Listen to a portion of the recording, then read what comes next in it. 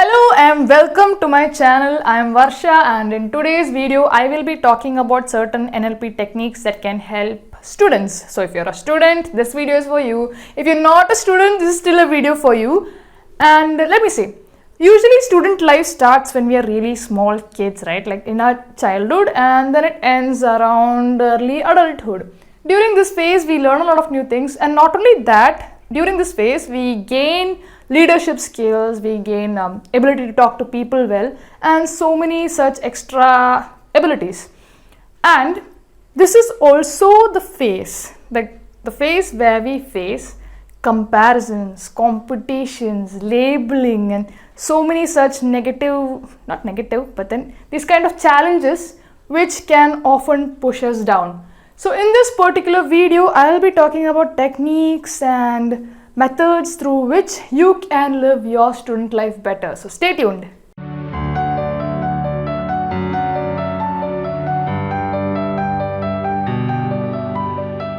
You see, generation after generation, we are falling prey to this intense competition and comparison, which is leading to low self-confidence and low self-esteem among us. During our student life, we are often confused, stressed, and most of the time completely clueless of what is it that we want to do with our life.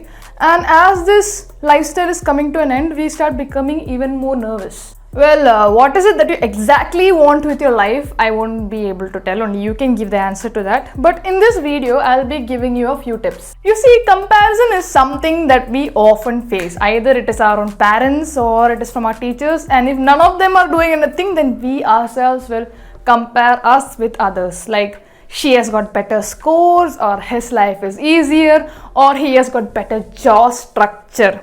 And while I was saying this itself, you might have thought about certain people. I mean, if you have the tendency to compare yourself with others, you might have thought about these certain people that you compare yourself with.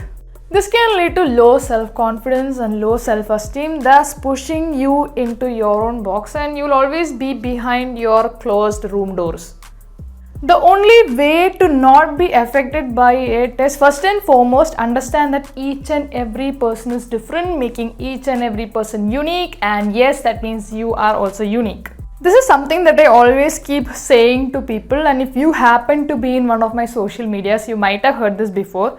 That is, be the lead of your own story. Instead of being reactive towards your life and letting these external situations control your life, be proactive and take charge of your life.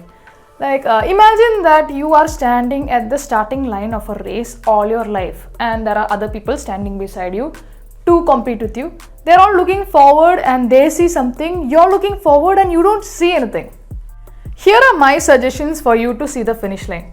You see, take time, sit with yourself. Ask yourself, what is it that you specifically want with your life? Be as specific and concise as you can. Don't come up with goals like I want to be rich or I want to be a good person. These are all good goals, very good. But these are actually the side products of your main goal. Suppose your goal is to be a good person. Okay, so what is a good person to you? Someone who is helpful. Okay, so how do you want to help a person? You might not know. So there you go, you hit the dead end. So try to find out in which aspect do you want to help a person. Is it mental aspect or physical, educational? What is it? In which way do you want to help people?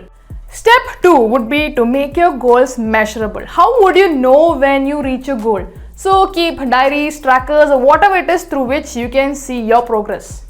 Step 3 would be to make sure whether your goals are attainable. Like, do not come up with goals such as I want to have a bulky body in 2 months and then enter the world's bodybuilding championship.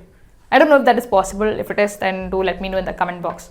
So make short-term goals which will eventually turn into long-term goals and start working on it.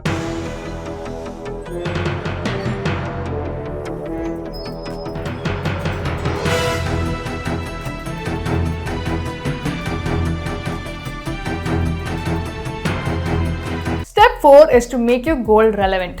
That is, why do you want to work so hard for your goal? Be specific. Like, what will you achieve what will you feel when you achieve the specific goal? What stops you from reaching this goal? How will you evolve through this goal? And most importantly, will you enjoy the journey? Like most people think that the opposite of difficulty is enjoyment, but personally I don't think so, because you love playing games in difficult mode, right? You love challenges.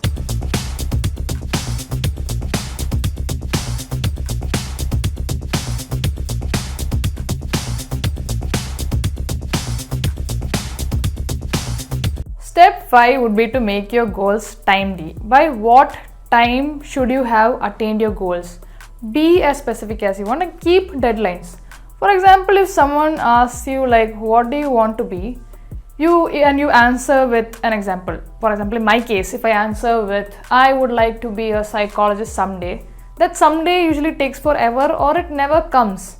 So if you're still in school, try to find out how long does it take to reach your goal from where you are. Or if you're in college or you just completed your degree and you feel like your actual goal is a totally different step, then find out what is the first step to reach towards that goal, and then find out how many steps you need to take and go ahead and follow that stairs.